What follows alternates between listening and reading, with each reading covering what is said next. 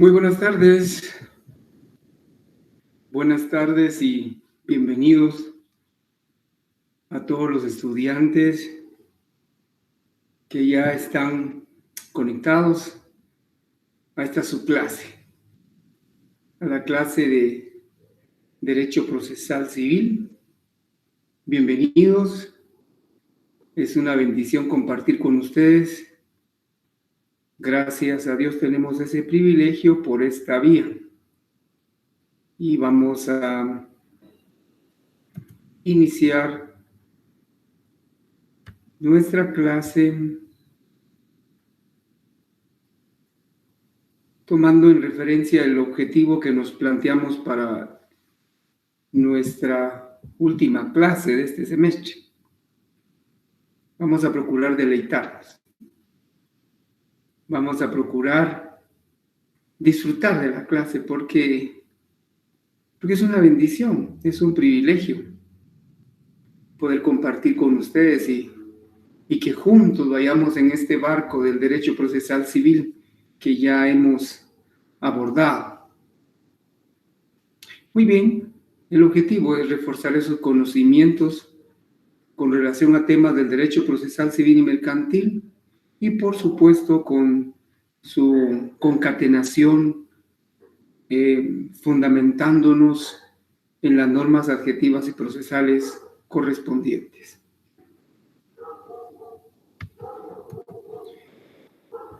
La semana pasada recordarán ustedes que iniciamos a hablar del derecho procesal civil.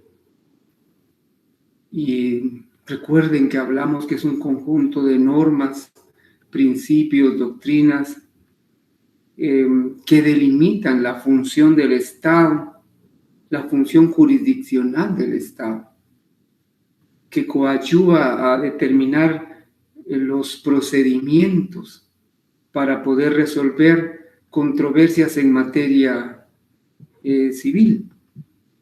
Hablamos de jurisdicción y es necesario que recordemos que la jurisdicción es esa facultad, ese poder inherente al Estado para la administración de justicia por medio de los órganos respectivos de la Corte Suprema de Justicia, del organismo judicial. Entonces, jurisdicción, facultad, derecho, poder que el Estado tiene para administrar justicia. Pero si ingresamos a la competencia nosotros la tenemos conceptualizada como el límite,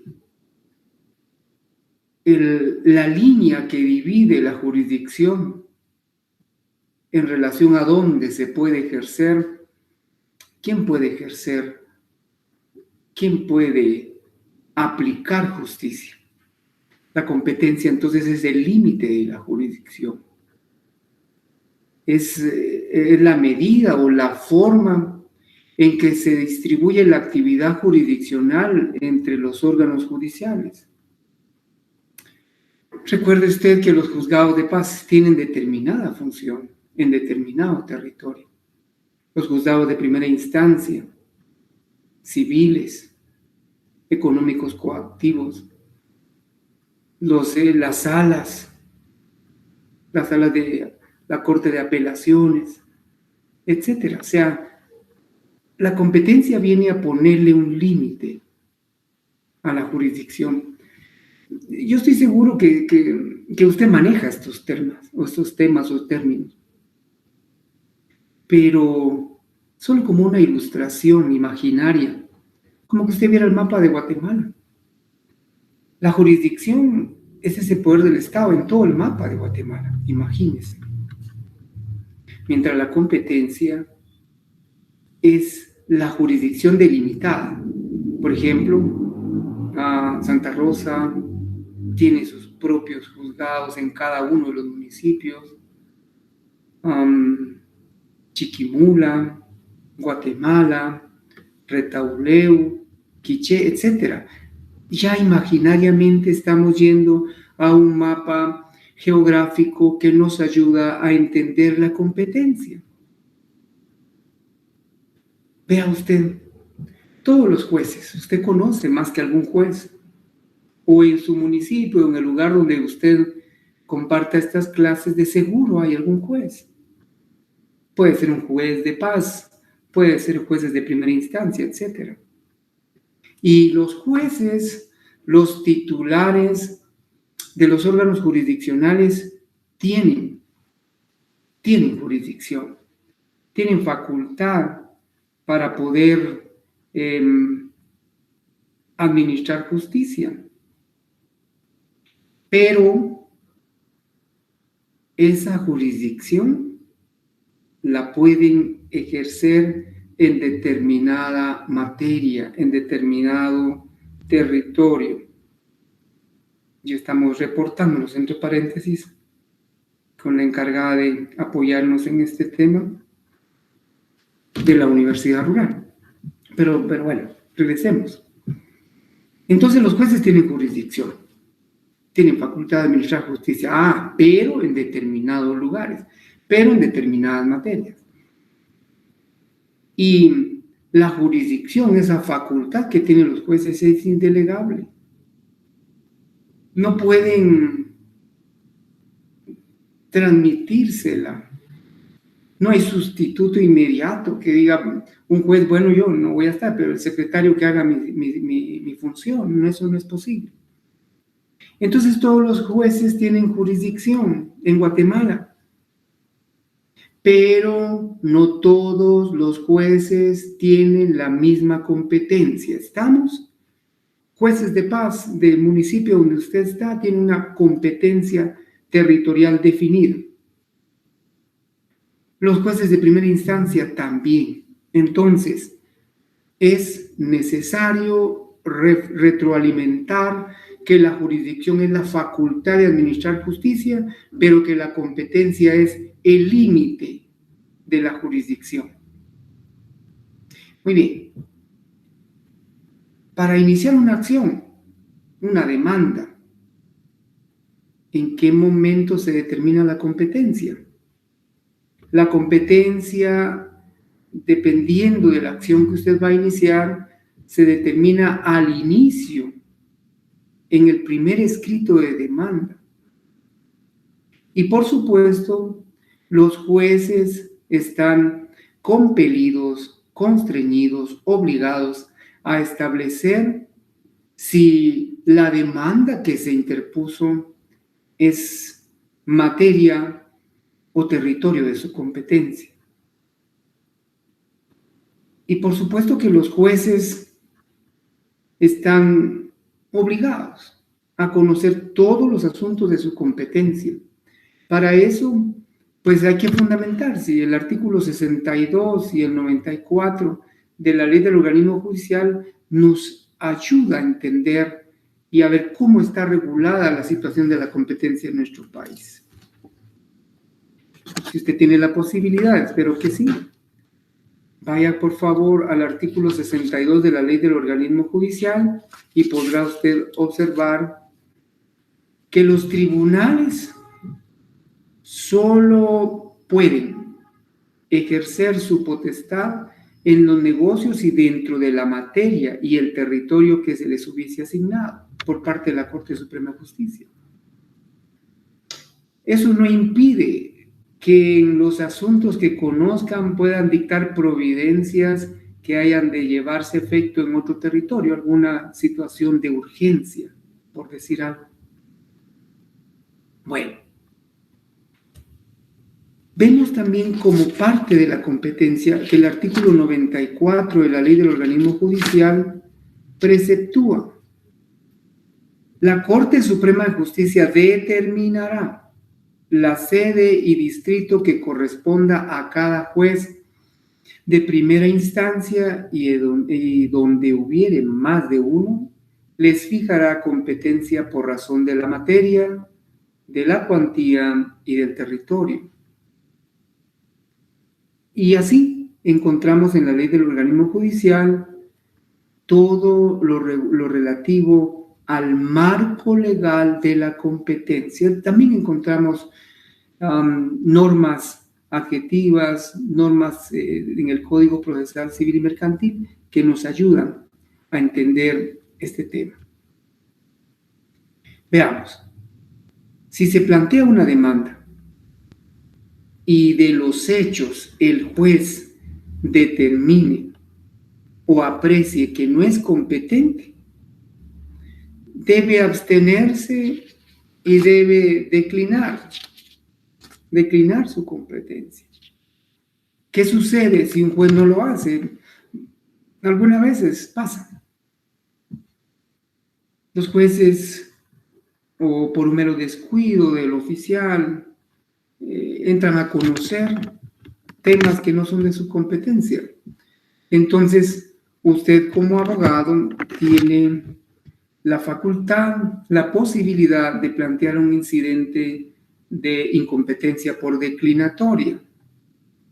Significa que usted, ante el juez que no es competente y ya inició a conocer un asunto, puede plantear ese incidente para que el juez se percate, se entere que no es competente y que por lo tanto tiene que declinar su competencia al juez que lo sea. Muy bien. ¿Será que hay algunos casos o algunas circunstancias en las que surja duda de competencia? Sí, se dan. Tuve la oportunidad de trabajar en algunos municipios, por ejemplo, Malacatán, San Marcos, y recuerdo que en una oportunidad, cuando empezó a funcionar el juzgado de primera instancia civil, se tenía duda de si era el juzgado de primera instancia civil y económico coactivo, el juzgado mixto en ese tiempo, el encargado de notificar a los demandados en las áreas rurales, o si era una función del juzgado de paz. Hubo una duda de competencia. Esas dudas de competencia pueden plantearse ante la Cámara Civil para que sea esa Cámara, sea ese ente de la Corte Suprema de Justicia, la que resuelva esa duda de competencia. Pero sí pueden darse esas dudas de competencia. Veamos ahora las clases de competencia. Por razón de la materia, el artículo 1 del Código Procesal Civil y Mercantil nos ayuda, nos permite determinar que la competencia puede definirse atendiendo la materia que se va a discutir. Cuando hablamos de materia, ¿es un derecho civil, o es derecho laboral, o es derecho penal, o es administrativo, qué sé yo? Pero el Código Procesal, hablando exactamente de la competencia en materia civil, el artículo 1 del Código Procesal Civil y Mercantil nos ayuda a ver ese tema de la competencia que estamos aludiendo. Usted con su Código Procesal Civil y Mercantil puede allí, por favor, revisar esta competencia en razón de la materia. La jurisdicción civil y mercantil, salvo disposiciones especiales de la ley, será ejercida por los jueces ordinarios de conformidad con las normas de este código. Entonces, existe jurisdicción civil y mercantil exclusiva y esa es función que van a ejercer o que ejercen los jueces ordinarios en los juzgados de primera instancia civil que han sido creados en el país por los acuerdos de la Corte Suprema de Justicia. Allí se conocen los asuntos en materia civil mercantil. Veamos ahora. Competencia por razón de la cuantía. Dependiendo del valor de lo que se está o se va a discutir, se va a someter al conocimiento de un juez, Dependiendo de ese valor, vamos a determinar qué juez es el competente para conocer. Veamos, el artículo 7 y 8 del Código Procesal Civil y Mercantil nos ayuda a ver los temas relativos a la cuantía. Incluso el acápite, el encabezamiento del artículo 7 en el capítulo 2 de este libro primero del Código Procesal Civil y Mercantil, se lee reglas generales de la competencia. Y el artículo 7 determina competencia por el valor, o sea, por la cuantía. Por razón de la cuantía son competentes los jueces menores cuando el valor que se litiga no exceda de 500 quetzales. Bueno.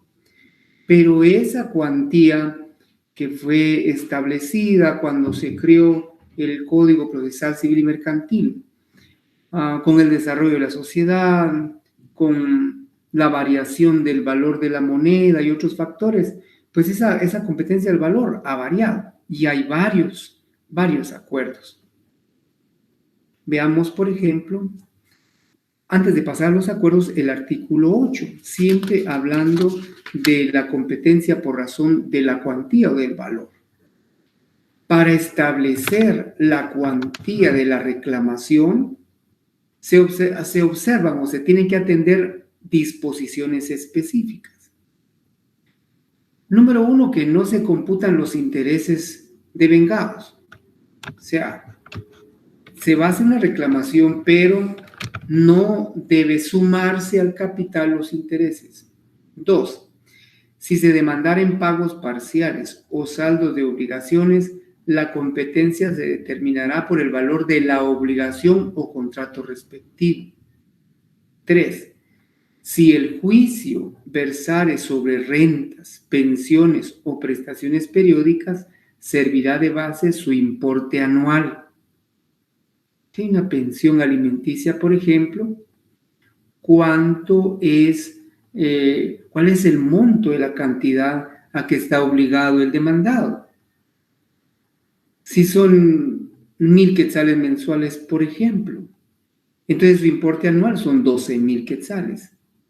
Ya teniendo el valor, usted dice, bueno, entonces, ¿quién es competente? ¿El juzgado de paz o primera instancia de familia? ¿Ve? Usted, entonces, puede ver esos valores y para ello nos vamos a los acuerdos. Acompáñenme ahí a revisar el acuerdo de la Corte Suprema de Justicia número 6/2007. 697 para ser concretos. Y ese acuerdo de forma clara establece: los juzgados de paz de los municipios del departamento de Guatemala, los de las cabeceras de los departamentos y de los demás municipios del interior de la República conocerán en primera instancia los asuntos de familia de ínfima cuantía, la cual se fija en 6,000 quetzales.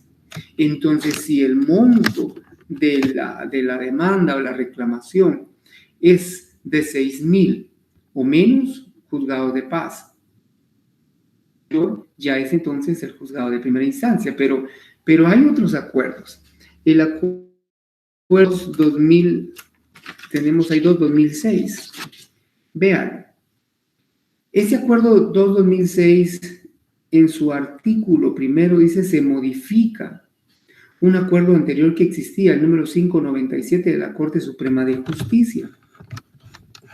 Y luego establece: en el municipio de Guatemala, los jueces de paz del ramo civil y los jueces de paz de los municipios, de los demás municipios de la República, conocerán por el procedimiento que señala el artículo 211 del Código Procesal Civil y Mercantil, siempre en relación a asuntos de familia, los asuntos de ínfima cuantía que no excedan de 10,000 quetzales. Bueno, entonces ya está modificando la competencia en relación a la cuantía. Y así usted va al acuerdo 37/2006 y encuentra otras modificaciones.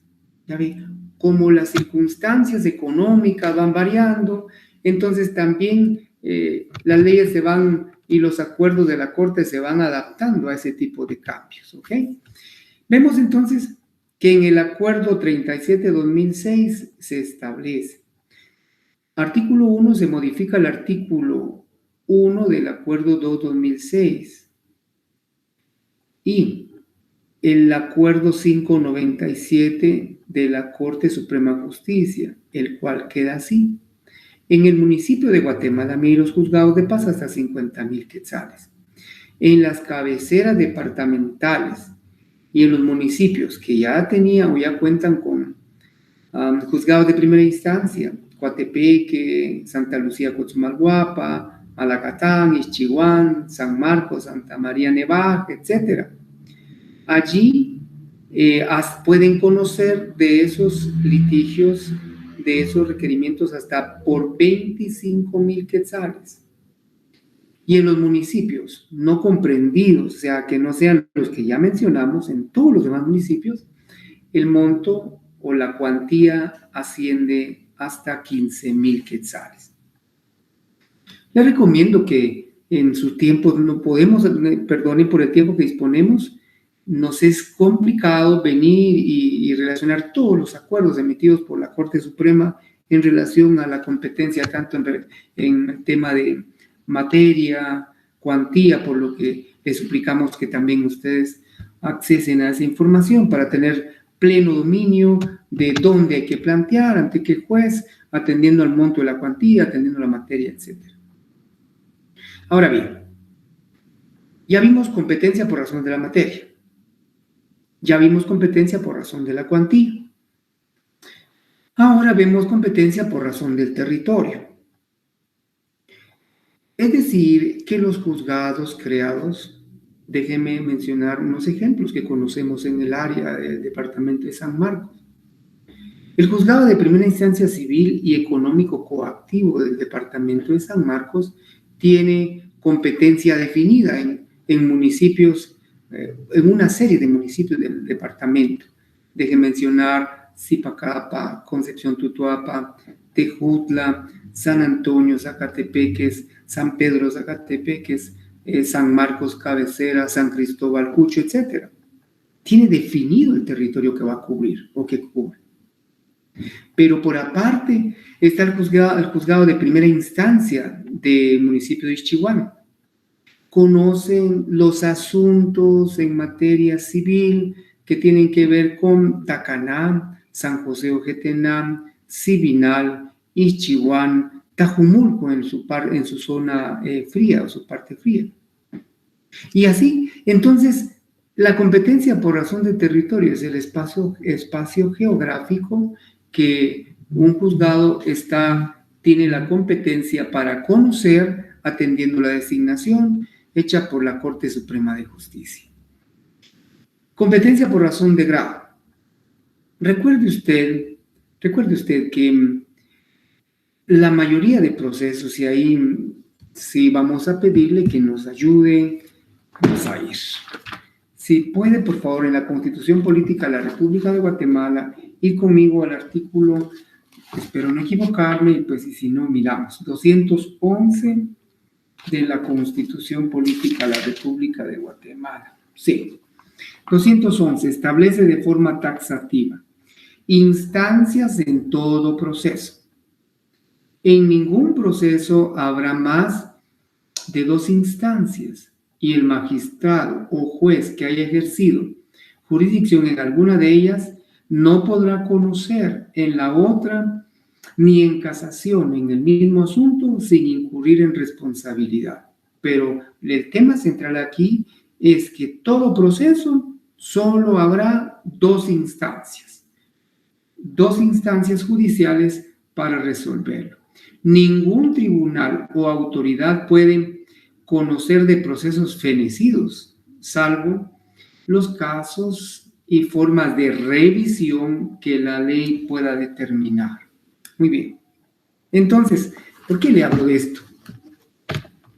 Le hablo de esto porque la competencia por razón de grado es Un juzgado que conoce en primera instancia de un proceso. Pongamos ejemplo. Se inicia un juicio oral de fijación de pensión alimenticia en el juzgado de primera instancia de familia de X competencia territorial. Dictan sentencia o emiten sentencia de conformidad con el artículo 208 del Código Procesal Civil y Mercantil. Pero esa sentencia afecta o le genera gravámenes a su patrocinado. Usted tiene la posibilidad de venir, de apelar, de impugnar esa sentencia y por supuesto que tiene el juez que conoció y dictó sentencia la obligación de elevar ese expediente a la sala de la Corte de Apelaciones que sea competente, para que allí conozcan los agravios que se le causaron a su cliente. Esa es competencia por razón de grado. Que conocido el litigio por un juez de primera instancia, si me afecta o afecta a mi patrocinado, tengo la posibilidad de ir al órgano jerárquico superior competente para conocer esa impugnación. También hay competencia por razón de turno. Y ahí le ruego que vea, más es aplicable a los juzgados en materia penal en Guatemala, y hay también en varios departamentos, y para eso, para que vea la competencia por razón de turno, puede ir a los acuerdos 36-2007, al acuerdo 28-2019 de la Corte Suprema de Justicia. Bien, ya pasamos entonces. Competencia por razón de materia, de cuantía, de territorio, de grado y de turno. Hay otro tema bien importante, el pacto de sumisión. ¿Qué es ese pacto de sumisión? Es cuando las partes que están en litis por cualquier circunstancia saben que hay un juzgado que es competente para dirimir esa contienda, pero dicen, en lo que voy a tal municipio o en lo que voy a tal lugar, mejor voy a asumirme, voy a someterme a una competencia distinta. En algunos casos sí procede, y ahorita les indicamos.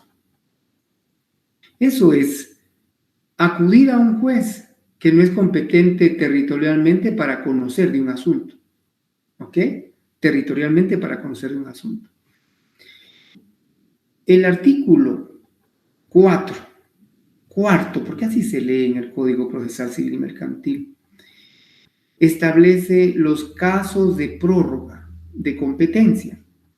¿Y cuándo se prorroga la competencia? La competencia se puede prorrogar. ¿En qué circunstancias? Cuando deban conocer jueces de otra jurisdicción territorial por falta o impedimento de los jueces competentes. Por sometimiento, aquí está el pacto de sumisión. Por sometimiento expreso de las partes. ¿Cómo es eso, licenciado? Veamos. Hay una pareja que quiere divorciarse en San Marcos. Tienen su residencia y domicilio en el departamento de San Marcos, pero por cuestiones laborales o de estudio, qué sé yo, viajan constantemente a Quetzaltenango. Ellos son un matrimonio disfuncional, ya no hacen vida en común. Entonces, buscan un juzgado de primera instancia de familia en la ciudad de Quetzaltenango, si es ahí donde laboran, y someten esa su diferencia o el posible divorcio a un juzgado de primera instancia de familia de Quetzaltenango. Ahí es un territorio diferente, pero puede darse ese pacto de sumisión.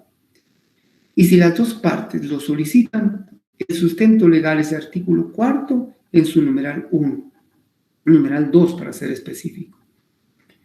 ¿Cuándo puede prorrogarse la competencia también? Por contestarse la demanda sin oponer la excepción de incompetencia.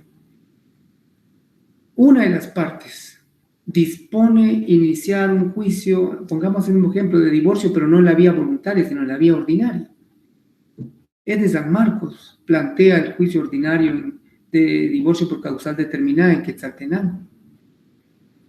Y resulta que la persona demandada, la esposa, digamos, en lugar de plantear, su abogado, en lugar de plantear la excepción de incompetencia, contesta la demanda. Allí, de forma expresa o de forma tácita, mejor dicho, porque ahí no solicitaron someterse, sino contestaron la demanda y en esas circunstancias se prorroga la competencia.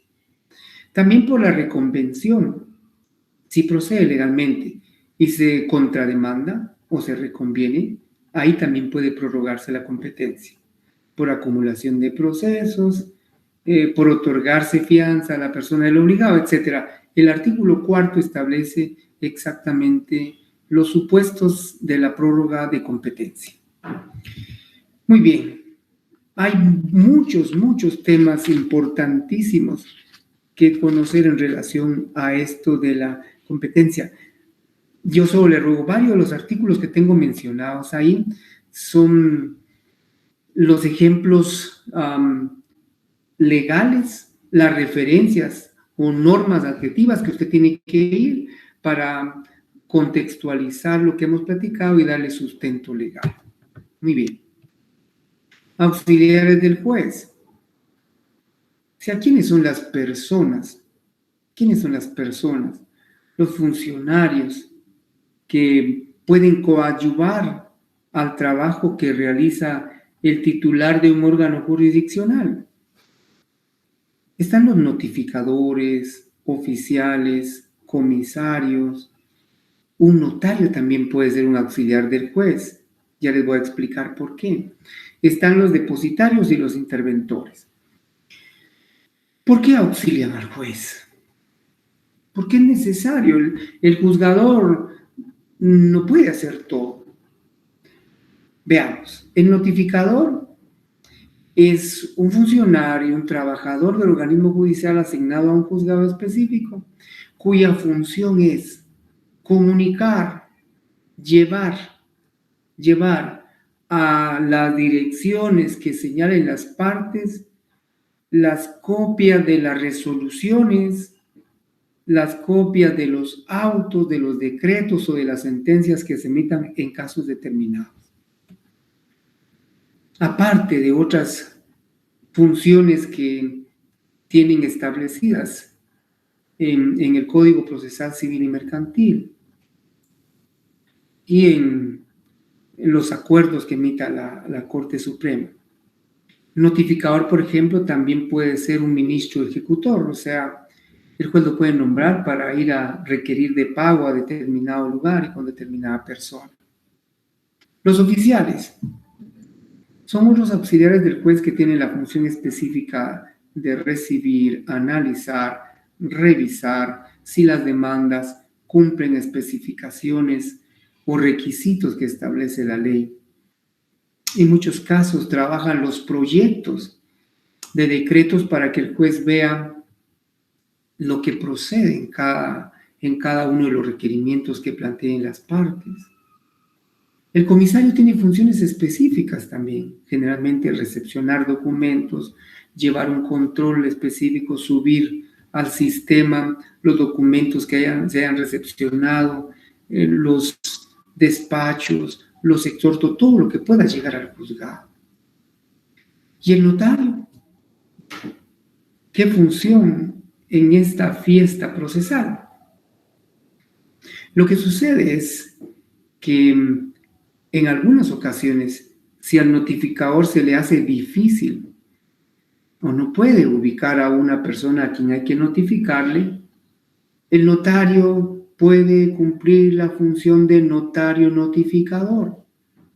El juez entonces le discierne el cargo, lo faculta, lo apercibe y le permite que el notario vaya a notificar a esa persona que ha sido difícil entregarle o notificarle determinada resolución del juzgado. Y luego están los depositarios, personas a quienes se les delega la función del cuidado temporal de determinados bienes muebles. Los interventores son personas o terceras personas que coadyuvan en un proceso para velar o verificar la administración de un bien o de un negocio con la intención de ir capitalizando o recuperando el monto de determinada deuda que hay que pagarle a quien nos propone. Bueno, y así vemos a los auxiliares del juez. El secretario no está mencionado ahí, pero también es otro de los auxiliares del juez. El secretario es vital para signar los decretos, las resoluciones que se han dictado en un juzgado. Muy bien. Vamos ahora a platicar del proceso. Ya tenemos definición, ya lo hablamos en la clase anterior. Nosotros ya sabemos que el proceso es un conjunto de etapas lógica y cronológicamente relacionadas que inician con un requerimiento, con una demanda, con una petición. Se desarrolla con el andamiaje de pruebas y todas las diligencias procesales y concluye con una resolución final, que generalmente es una sentencia. Y las fases del proceso, que nosotros podemos ver la fase de proceso de manera así rápida. La demanda, la notificación y emplazamiento, la contestación de la demanda, las actitudes que asuma el demandado, hasta llegar a la sentencia. Veamos ahora la clasificación de los procesos en la doctrina. Los procesos por su contenido,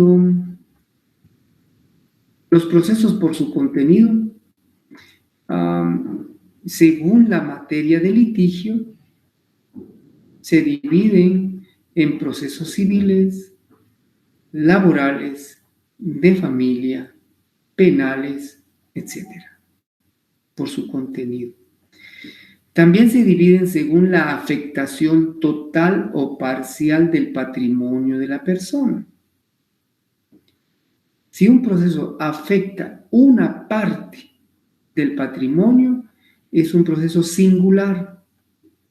Afecta solo una parte del dinero, de los recursos, del patrimonio con que el demandado cuenta. Yo le puse Eva ahí, pero no tiene nada que ver con Adán ni con principios bíblicos, ¿verdad? Que los respetamos mucho. Sino es una abreviatura para que se nos facilite. Es la ejecución en la vía de apremio. Entonces son requerimientos, cobros que se realizan mediante un proceso ejecutivo en la vía de apremio, se llama, y está regulado en el artículo 294, 295 del Código Procesal Civil y Mercantil. Están también ejecutivos. La doctrina le llama ejecutivo común. Y las ejecuciones especiales, ¿verdad? Ahí afectan una parte, no la totalidad del patrimonio. Entonces son singulares si afectan una parte del patrimonio, universales si afectan la totalidad del patrimonio. Por ejemplo, los concursos voluntarios, innecesarios y la quiebra, la sucesión hereditaria, etc. Por su función, los procesos, atendiendo a su finalidad o a la finalidad que persiguen, tienen una clasificación que veremos a continuación.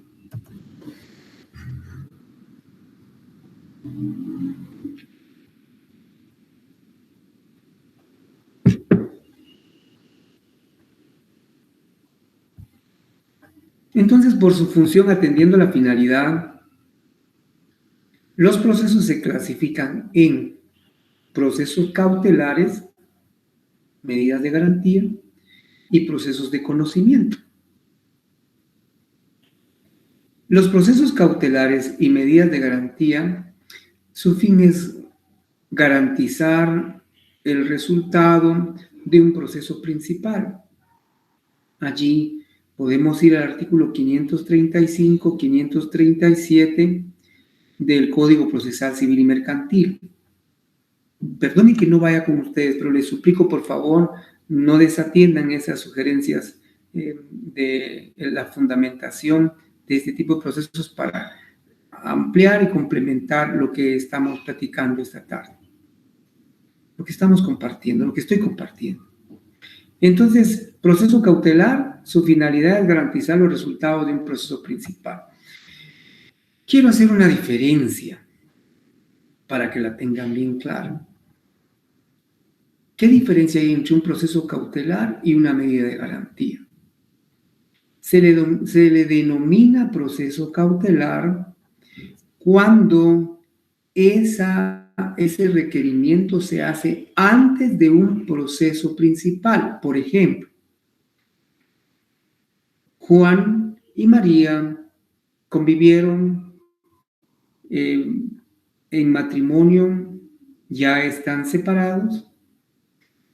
María coadyuvó mucho para que Juan comprara una cantidad significativa de bienes inmuebles. Pero todos los bienes inmuebles están a nombre de Juan. Llegan con el abogado, con usted, abogado graduado de la Universidad Rural, y le dicen, ¿qué hago? ¿Qué hago? Porque me separé de mi esposo, llega María, me separé de Juan y no tengo ningún bien a mi nombre, todo está a nombre de él. La opción es plantear un proceso cautelar de embargo precautorio. ¿Para qué?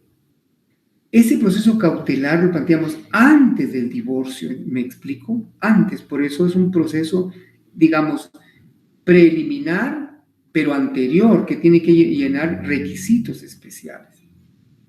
Solicitamos el embargo precautorio y ahí tenemos que ir al artículo 530, 531, hasta el 535. El juez ordena que se anote que se trabe embargo sobre las fincas, sobre los terrenos que están inscritos en el registro de la propiedad. ¿Qué estamos buscando? Asegurar que cuando ya haya divorcio, existan bienes todavía para la partición. Es un proceso cautelar, o sea, antes de una demanda principal. Y las medidas de garantía, se les llama medidas de garantía y tienen también por objeto garantizar los resultados de un proceso, pero esas medidas de garantía se plantean en forma conjunta con el proceso principal. Esa es la diferencia entre proceso y medida cautelar o de garantía. Muy bien. Todo proceso cautelar tiene características. Está la subsidiariedad, que es subsidiario, que depende de otro proceso. Periculum in mora, eso significa, en la tardanza está el riesgo. Por eso es una característica, procurar evitar tardanza. Provisoriedad, que es temporal, que es provisorio, provisional. Porque si se plantea como proceso cautelar, y en el ejemplo que traemos, ordenan el embargo precautorio de las fincas a Juan, la duración de ese proceso cautelar o de la orden es de 15 días para poder plantear el proceso principal. No voy a ahondar en esto por el tiempo. Ok. Salimos del proceso cautelar en medidas de garantía y nos vamos a los procesos de conocimiento. Los procesos de conocimiento, de comisión o plenarios son aquellos en los que se dirimen controversias que se caracteriza porque tiene plazos amplios y pueden ser procesos de conocimiento constitutivos. pueden ser declarativos y de condena. Procesos de conocimiento constitutivos son aquellos que constituyen, modifican o extinguen una relación jurídica. Por ejemplo, si se tramita un ordinario de divorcio por causal determinada y se declara con lugar ese divorcio, ahí se extingue el matrimonio, se extingue esa relación jurídica. Procesos de conocimiento declarativos son aquellos cuyo fin principal es declarar la existencia o no de un derecho y constatan, determinan o establecen una relación jurídica que ya preexiste. Por ejemplo, un juicio ordinario de reivindicación de la posesión, están declarando un derecho que ya existe. De condena son los procesos de conocimiento donde se conmina a la persona, al sujeto pasivo o al demandado, a pagar una prestación económica generalmente periódica. Tengas en cuenta como ejemplo los juicios orales de fijación de pensión alimenticia, que al final tienen una condena. Veamos, siempre dentro de la clasificación de los procesos, veamos siempre por su función, están los procesos de ejecución. Ya vimos entonces el proceso cautelar, de conocimiento y vemos ahora los de ejecución. Estos de ejecución lo que buscan es hacer cumplir un derecho que ya existe, una obligación que ya existe. Ahí recordemos el juicio ejecutivo en la vía de apremio, el juicio ejecutivo, las ejecuciones especiales que están reguladas. Usted puede ir a los artículos 294, 327, en adelante del Código Procesal Civil y Mercantil y ve que sí existen procesos de ejecución. ¿Cuál es la característica? Que aquí ya existe una obligación preestablecida en lo que le llamamos títulos ejecutivos, documentos que ya existen. Si usted va al 294, va a encontrar de forma descriptiva cuáles son los títulos, los documentos que sirven de base para requerir el cumplimiento de una obligación. Por ejemplo, si condenan a una persona por no cumplir con el pago de pensión alimenticia, lo condenaron a 1000 quetzales, no cumple con esa obligación, lo ejecutamos. ¿Y qué sirve de título ahí? La certificación de la sentencia, dictada en el juzgado de primera instancia de familia o el juzgado de paz. Esa sentencia certificada, nuestro título, es el documento que contiene la obligación y para eso procedemos por medio de los procesos de ejecución.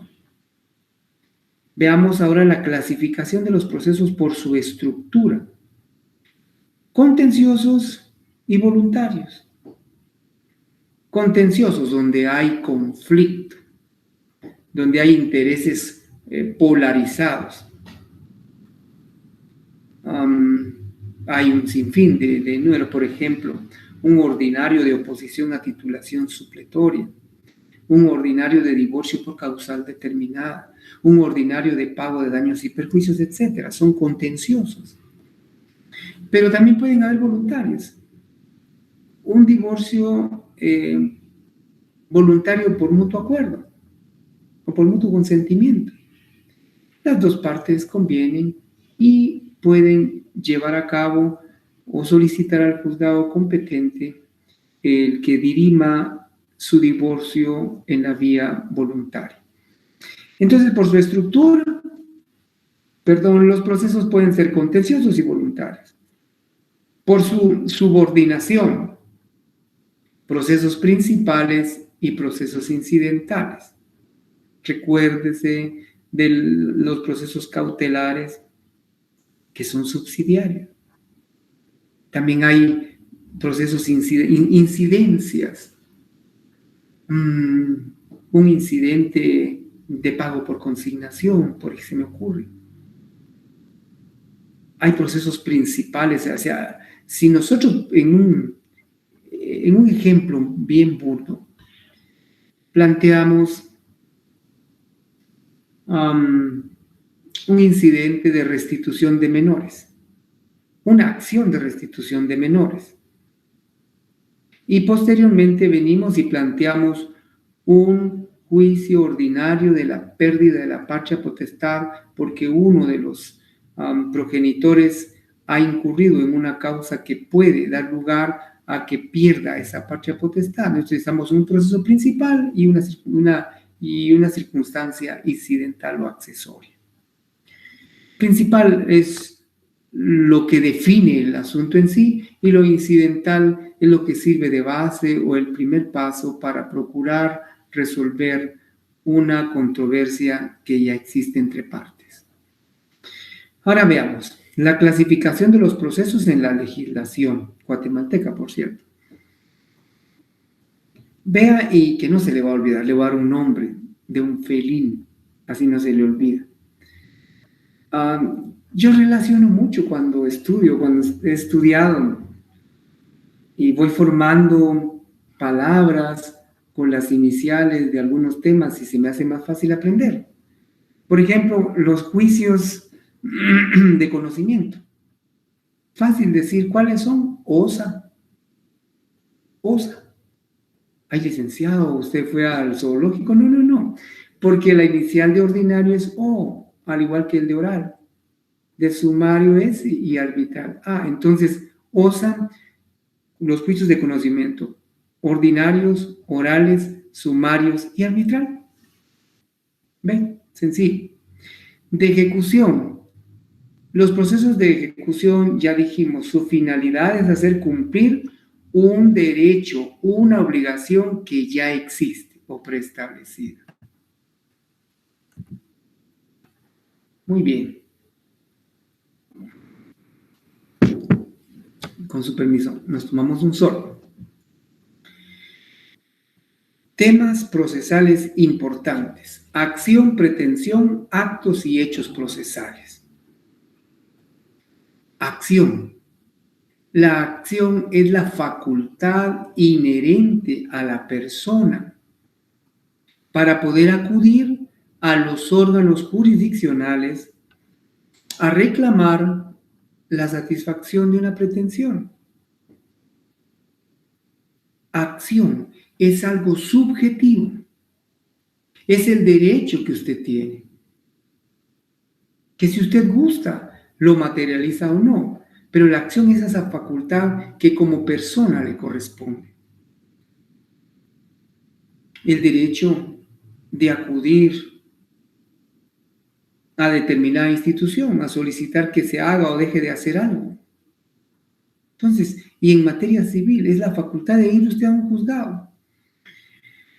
Usted es propietario de un bien inmueble y resulta que hay un colindante que tiene una enfermedad que le gusta, ¿qué es enfermedad? Una ambición, estar moviendo los linderos, apeando, corta y traslada, esquineros, generalmente los que son arbustos, guinte, gigante, y de donde usted me escuche, usted sabe cuáles son los mojones que usan, pero entonces, si está haciendo eso, usted tiene el derecho de accionar. Pero esa es una facultad suya. Si quiere, la materializa. Si quiere, va, o si no quiere, pues no va. ¿Ok? Ahora bien, pretensión. La pretensión sí es ya materializar la acción ante el juez. Es ya plantear la demanda. Es llevar el escrito. Es exigirle al juez que intervenga por ser competente. ¿Para qué? Para hacer valer el derecho que usted cree tener. ¿Estamos? Acción, facultad suya. Si quiere actúa y si no, no. Pretensión a materializar es el escrito. Son los pasos de ir al juzgado, llevar una demanda o plantearla si se puede hacer de forma oral. Los actos procesales. Esos actos procesales dependen de la voluntad de las partes.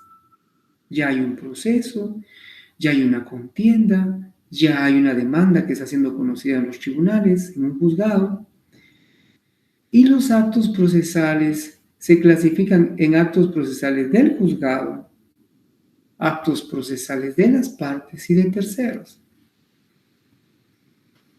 ¿Cuáles son los actos procesales del juzgado? En el juzgado sería más del juzgador. Cuando hay un proceso donde ya se cumplieron una serie de etapas, si ya es necesario dictar sentencia o es necesario llamar a una de las partes para hacer cumplir algún apercibimiento o algo, esos actos procesales le corresponden al juez. Pero si usted acciona en una demanda de divorcio, por ejemplo, no sé por qué se me dio a hablar mucho de divorcio, pero es un ejemplo bien sencillo para poderme dar a entender. Usted está accionando como actor en un juicio ordinario de divorcio por causal determinada. Ya fueron a buscar a la dirección que usted indicó porque usted no tiene la certeza de dónde esté viviendo su ex esposa o su esposa todavía que no se ha divorciado. Van a buscar al lugar que usted indicó, no la encuentran, el notificador del juzgado solo anota. No fue posible, no fue posible localizar a Shakira Pérez, dije un nombre nada más, los vecinos indicaron que en ese lugar no la conocen. Hasta ahí.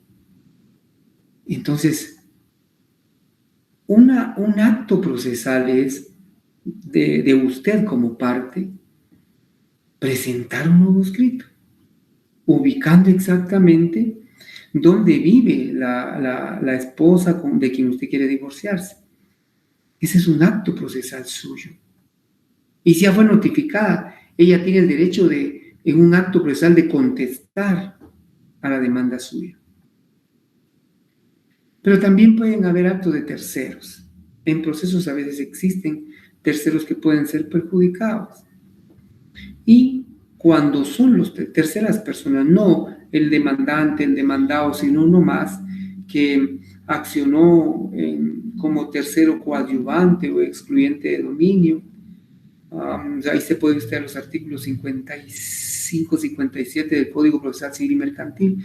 Los terceros también pueden accionar. Bueno, ahora veamos hechos procesales. Son circunstancias que se dan en proceso y son aislados de la voluntad de las partes. La interdicción de uno de los actores o una de las partes del proceso o el fallecimiento de uno de ellos. Un hecho procesal. Otro hecho son circunstancias no previstas ustedes. La declaratoria de la pandemia, por ejemplo, y que tuvimos que estar enclaustrados. Y si había algunas diligencias que realizar, ¿qué sucede con eso? Eso tiene consecuencias legales. Pero bueno, veamos entonces que los hechos sí pueden tener consecuencias jurídicas. Si el demandado, por ejemplo, es víctima de un problema mental fuerte y es declarado interdicto, por supuesto que va a tener repercusiones en el proceso. O si hay una acción que se entabló en contra de una persona y fallece, tiene consecuencias jurídicas. Porque el artículo 49 del Código Procesal Civil y Mercantil establece que nadie puede hacer valer en proceso un derecho ajeno. ¿Ve usted? Ya no está la persona contra quien se demandó y eso tiene relevancia y consecuencias jurídicas. Sigamos. Muy bien. Necesario resulta platicar de estos temas: pruebas anticipadas, notificaciones, demanda y emplazamiento. Las pruebas anticipadas son diligencias que están reguladas en el Código Procesal Civil y Mercantil y que, como su nombre lo indica, son antes, se anticipan a un proceso principal. Las podemos ver del artículo 98 al 105.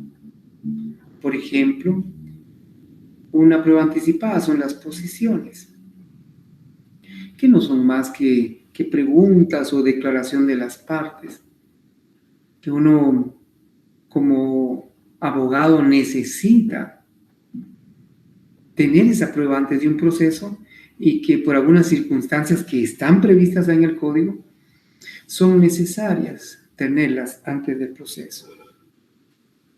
La exhibición de documentos, la exhibición de libros de contabilidad de comercio, exhibición de bienes muebles y semovientes, reconocimientos judiciales y prueba pericial, declaración de testigos, etc. Son pruebas que están reguladas en el artículo 98 al 105 del Código Procesal Civil y Mercantil.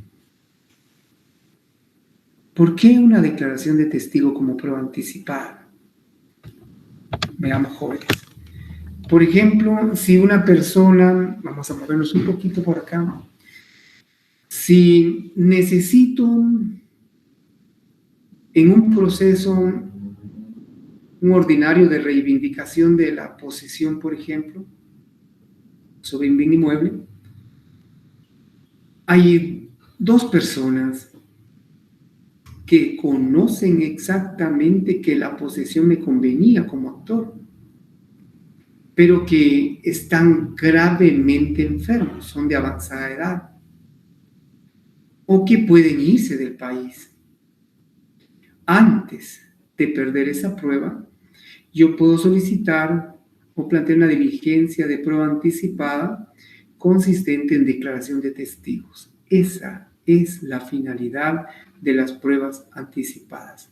Procurar una prueba antes de un proceso principal, pero que me pueda servir para esa acción procesal, para ese proceso que tengo la necesidad de plantear en el futuro inmediato.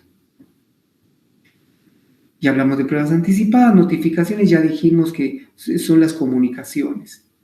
Es la comunicación que se da entre los juzgados y las partes, haciéndoles llegar decretos, autos, sentencias, etc. Y cualquier diligencia que cualquier orden, cualquier circunstancia procesal que el juzgado emita.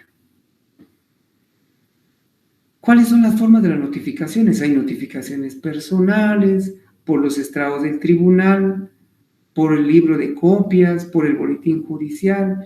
Eso podemos verlo en el artículo 66 al 80 del Código Procesal Civil y Mercantil. Y ahora usted ya también, a raíz de la pandemia, que trajo una posibilidad de acudir a lo que estamos acudiendo en esta clase también, a lo virtual. También ya existe la posibilidad de notificaciones electrónicas y también van a haber trámites electrónicos. Eso está, vemos las notificaciones electrónicas en el Acuerdo 39 de 2020 y los trámites electrónicos que van o que están determinados en el Decreto Legislativo 13/2022. Ya hablamos de notificaciones. Despachos, exhortos y suplicatorios. Ahí está su regulación. Es una forma de notificar. Se le llama despacho porque un juzgado de una jerarquía superior, digamos un juzgado de primera instancia, le solicita a un juzgado de paz en otro lugar que proceda a realizar cierta diligencia. Para ello necesitamos un despacho. Así se le llama. A esa forma de comunicar, a esa forma de auxiliarse. Un órgano de jerarquía superior a un órgano de jerarquía inferior. Si son dos órganos de la misma jerarquía, dos juzgados de primera instancia, entonces le llamamos un exhorto. para pedir también que se auxilie al tribunal a poder realizar determinada diligencia en algún lugar distinto a la sede del juzgado.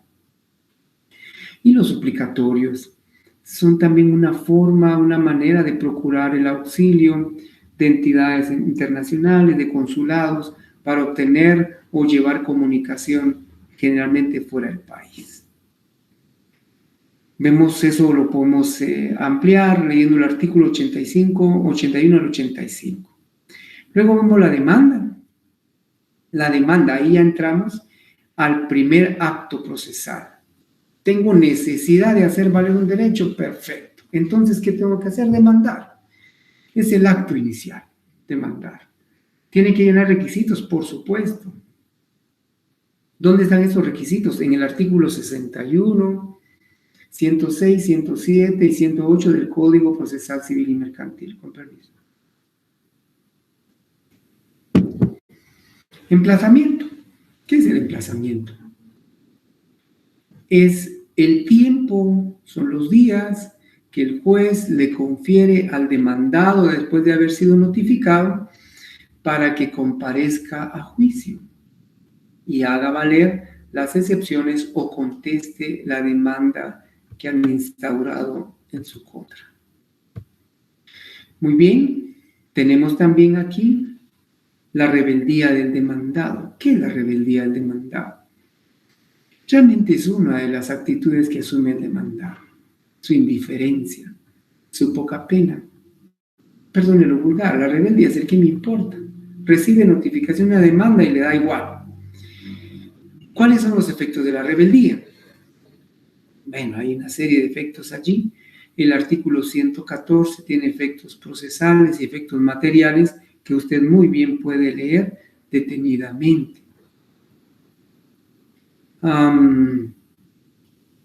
Hay algunos, puede trabarse embargo sobre bienes, declararse confeso en pretensiones del actor, etc.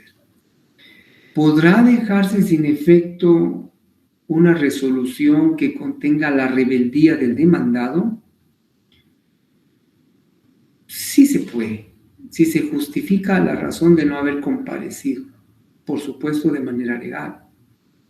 ¿Podrán tomarse los procedimientos después de declarar la rebeldía? Sí se puede también. Se pueden tomar los procedimientos después de haber sido declarado rebelde. Y esto es con el fin de procurar verificar que la prueba no, controlar la prueba, evitar ser afectado más de lo que ya se es. Sí, entonces puede ver usted, tomar los procedimientos en el estado en que se encuentra en el artículo 114 del Código Procesal Civil y Mercantil. ¿Podrán sustituirse lo embargado por otros bienes? ¿Y cómo se tramita esa petición? Se pueden sustituir bienes embargados. Si me embargan una finca que tiene un valor de 1 millón y el monto de la deuda es de 200,000, yo puedo solicitar la sustitución de ese embargo por una finca que tenga un valor equiparable al monto que se me está reclamando. Y eso se tramita por medio de incidentes.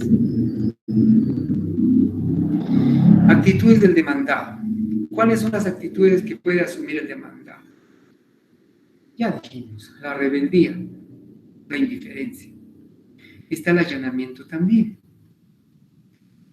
El allanamiento es aceptar la acción que emprenden en mi contra. Es decir, sí es cierto, me están demandando y efectivamente yo violenté el derecho de tal persona. Aceptar y dictan sentencia y ahí se terminó. O también aceptar parcialmente. Pero el allanamiento es decir sí, total o parcialmente, a la pretensión que hay en contra de una persona. ¿Qué otra actitud puede asumir el demandado? Plantear excepciones previas, las reguladas en el artículo 116, y ahí va usted leyendo el 117, el 120 y 121, para ver el procedimiento aplicable a el planteamiento de excepciones previas. ¿Hay excepciones mixtas? Sí. Está la prescripción, cosa juzgada, transacción y caducidad como excepciones mixtas, y están enumeradas en el artículo 116 también del Código Procesal Civil y Mercantil. Esas excepciones mixtas se les llama así porque se interponen como previas, pero se resuelven como perentorias en sentencia. Otra actitud del demandado es contestar la demanda en sentido negativo. Una actitud más es el planteamiento de excepciones perentorias. Esas excepciones perentorias se plantean juntamente con la contestación de la demanda. Pero no solo eso, hay otra actitud del demandado, que sería la séptima. Hay un error ahí, por favor, me ayudan a corregir. Numeral 6, planteamiento de excepciones perentorias. Numeral 7, la reconvención. No solo contestar, sino también reconvenir o contrademandar. Es otra actitud que puede asumir el demandado en un proceso. Muy bien. La prueba. Ya sabemos que la prueba es el mecanismo procesal idóneo. Nos estamos quedando sin... Ahí estamos. Les decía, la prueba es el mecanismo ideal, idóneo y preestablecido para demostrar la verdad o la falsedad de algo. Como procedimiento, la prueba es la actividad procesal cuyo objeto es convencer al juez de las afirmaciones expuestas por las partes.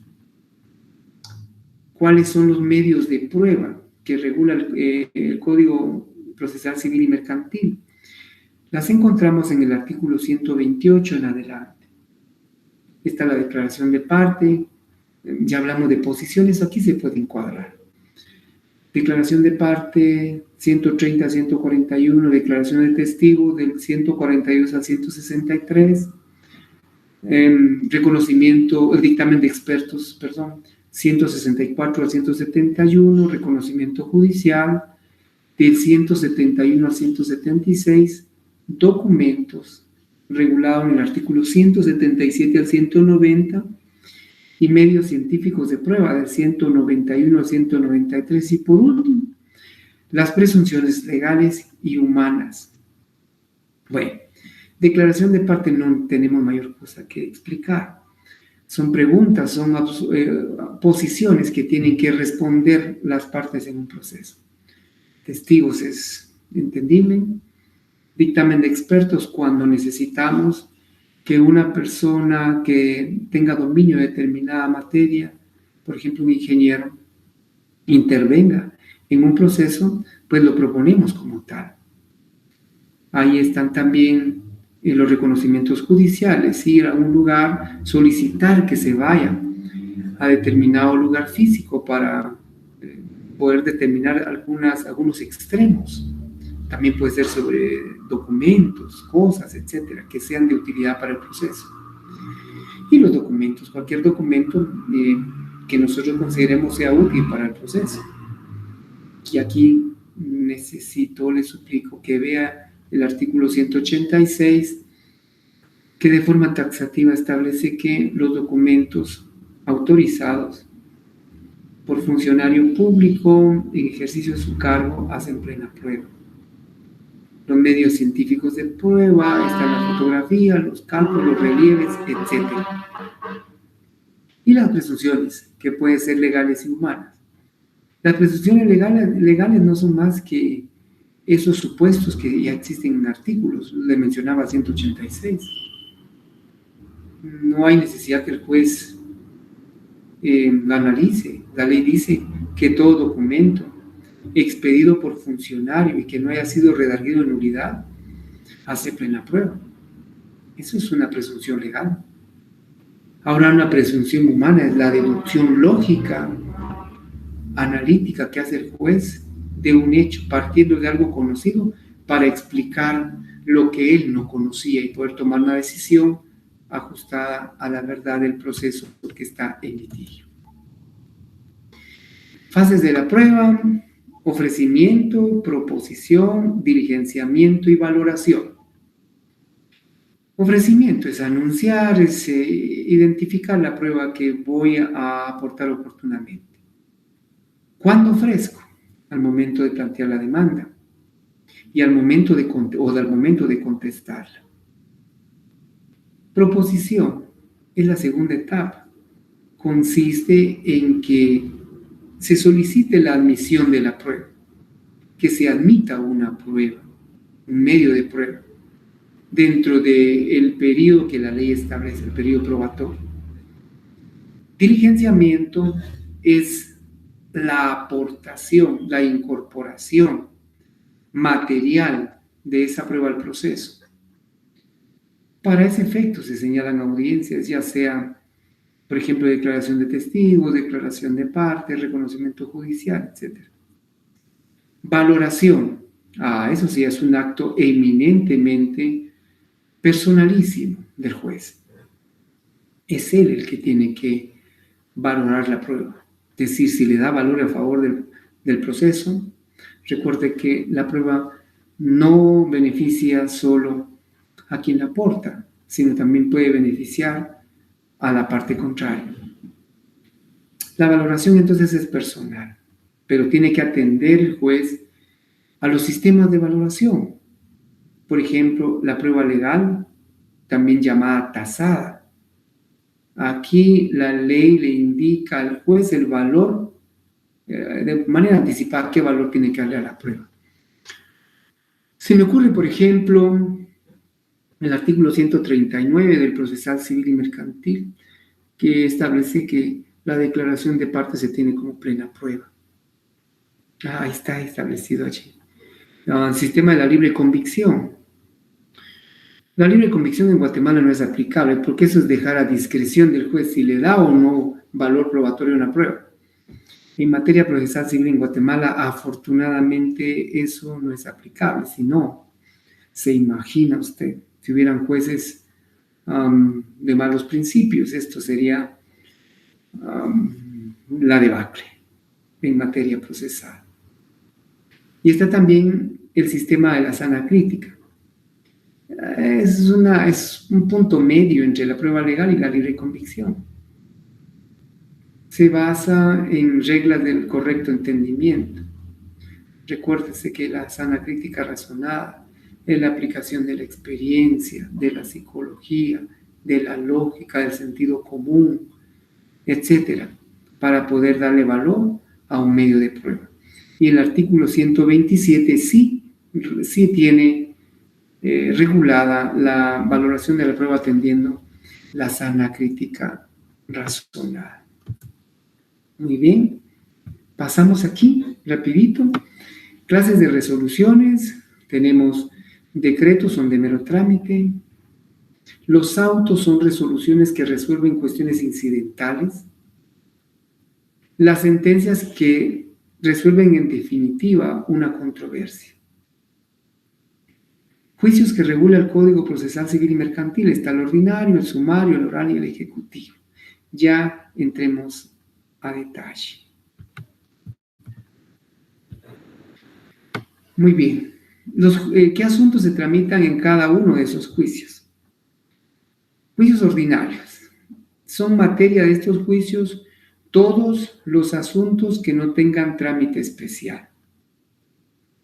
Por ejemplo, un ordinario de pago de daños y perjuicios no tiene un trámite especial, entonces se tramita en la vía ordinaria. Un oral, los orales, allí sí está definido. En juicios orales se tramitan asuntos de mínima cuantía, pensión alimenticia, rendición de cuentas, jactancia, otros asuntos que por convenio de las partes se someten al juicio oral. Sumarios. En los juicios sumarios son materia de estos los arrendamientos, la desocupación de inmuebles, la entrega de bienes muebles que no sean dinero, la rescisión de contratos, la responsabilidad civil de funcionarios y todos aquellos que por disposición de ley o convenio entre partes puedan ventilarse en esta vía. Y en ejecutivo son materia de esos juicios los que buscan el cumplimiento de obligaciones ya existentes en lo que hemos mencionado como títulos ejecutivos. Vamos. Un esquema descriptivo del juicio ordinario. Aquí se lo tenemos. La demanda, vea ustedes escrito inicial en los artículos que están mencionados allí. 61, 63, 106, 108 del Código Procesal Civil y Mercantil. 61, ya sabe usted que son los requisitos, 63 son las copias, 79, la obligación de señalar lugar para recibir notificaciones e indicar en qué lugar puede notificarse el demandado. 106 a 108 establece también los requisitos, las pruebas que tienen que incorporarse a un escrito inicial.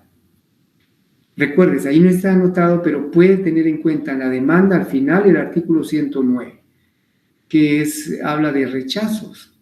Se repelen de oficio todos los escritos, todas las demandas que no cumplan con los requisitos establecidos en la ley. Muy bien, vamos ahora. Segundo paso de este esquema, notificación y emplazamiento. Si una demanda se ajusta a derecho, le dan trámite, hay que notificarla, hay que notificar al demandado y emplazarlo. ¿Por cuántos días? Si es un juicio ordinario, por 9 días. Si es un juicio sumario, por 3 días, más el plazo en razón de la instancia. Artículos están allí. Puede incorporar, si usted quiere, el 45 de la ley del organismo judicial por el término de la instancia, si no está muy mal. Luego, el siguiente paso de este esquema, planteamiento de excepciones previas, también llamadas dilatorias o depuradoras. Están contenidas en el artículo 116 del Código Procesal Civil y Mercantil. Hay que ver el 220 también. Pero se tramitan por la vía de los incidentes, atendiendo lo preceptuado a los artículos 135 a 140 de la ley del organismo judicial. En el esquema del juicio ordinario están las actitudes del demandado. Esas actitudes ya las hemos mencionado: rebeldía, allanamiento, puede plantear excepciones previas, puede contestar, puede plantear excepciones perentorias, incluso puede reconvenir. Recuérdese. Periodo de prueba. En un juicio ordinario son 30 días. Artículos 123 y 124. En un juicio sumario son 15 días. Hay que ir al 232, 233 en adelante del procesal civil y mercantil. Luego, vea usted la audiencia de vista de sentencia, 142 de la ley del organismo judicial y 196 del Código Procesal Civil y Mercantil. En los juicios ordinarios está la posibilidad de un auto para mejor fallar o para mejor proveer. Eso es discrecional. Si el juez estima prudente llamar, citar, ordenar que se practique un reconocimiento judicial, esa es una facultad que tiene el juez para dictar un fallo más congruente con la realidad de lo que se está discutiendo y más ajustada a la verdad. Luego está la sentencia. El artículo 198 del Código Procesal Civil y Mercantil regula lo de la sentencia. Pero usted puede ir al artículo 143 y 147 de la ley del organismo judicial, donde le establecen los requisitos para poder dictar sentencias. Y al final decimos que en los sumarios se aplican las disposiciones del ordinario, solo que en lo aplicable. Esta aplicación analógica está en el artículo 230 del Procesal Civil y Mercantil. Solo que recordemos que los plazos en juicios sumarios son reducidos en un 50%. Bueno, entonces el esquema está claro: juicio ordinario, demanda, notificación y emplazamiento, excepciones previas que puede plantear el demandado. Otra actitud del demandado puede ser la rebeldía, el allanamiento, plantear reconvención, contestar en sentido negativo, plantear excepciones perentorias con la contestación, etc. Hay un periodo de prueba que es de 30 días en el ordinario. Hay una vista de sentencia que está regulada en el artículo 142 de la ley del organismo judicial, y ahí están los artículos referentes. La posibilidad de un auto para mejor proveer, a pesar que es una facultad discrecional del juez, con mucho cuidado, con mucha sutileza se puede solicitar respetuosamente, porque hay algunos jueces que tienen un criterio un poquito hermético y hasta pueden apercibirlo a uno a no estar pidiendo auto para mejor fallar. Y luego las sentencias. Y por supuesto, después de las sentencias, las impugnaciones, ¿verdad? Que pueden darse. Muy bien. Veamos ahora, por favor, el esquema del juicio oral. Varía. Recuerde usted que la demanda en un juicio oral puede ser incluso de manera verbal. No es tan formal como el juicio ordinario. La demanda en materia oral está regulada también en el artículo 61, 63, 79, 106 a 108, 199, que ahí están todas las contiendas que se tramitan por la vía oral o por este procedimiento, hasta el 208, que está la sentencia del juicio oral. El punto segundo de este esquema, notificación y emplazamiento. La demanda, le dan trámite, notifican y el emplazamiento. Perfecto. ¿Cuántos días son de emplazamiento en un juicio oral? No se le olvide, 3 días.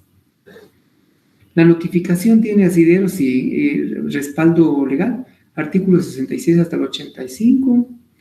Emplazamiento está el artículo 111, 202. Tenemos también lo que es el sustento específico del juicio oral. 202 del Código Procesal Civil y Mercantil. Si la demanda se ajusta a derecho, citan a las partes para que acudan con todos sus medios de prueba. Luego, el tercer punto, el tercer paso del esquema descriptivo del juicio oral es la primera audiencia. Recuérdense lo que platicábamos del principio de concentración, ¿se recuerda? Este es un ejemplo, en este proceso se tiene como ejemplo del principio de concentración, porque en el menor número de diligencias se desarrolla el mayor número. En el menor número de audiencias se desarrolla el mayor número de diligencias. En la primera audiencia está la conciliación. La siguiente etapa en la primera audiencia es ratificación, modificación o ampliación de la demanda. También está la contestación. Con la contestación pueden plantearse excepciones previas. Aparte de contestar, plantear excepciones previas, también se pueden plantear las excepciones perentorias. Concluida esta etapa en la primera audiencia, va a la aportación de los medios de prueba. Y allí, en la primera audiencia, es posible que si no se recepcionó toda la prueba, señalen una segunda audiencia dentro de los 15 días siguientes, como está en el artículo 206. Y hasta una tercera audiencia, que también está regulada en ese mismo artículo, pero solo es para recepción de pruebas. Finalmente, la sentencia, que puede dictarse 5 días después de la segunda audiencia, o en 3 días después si hubo allanamiento del demandado. Muy bien.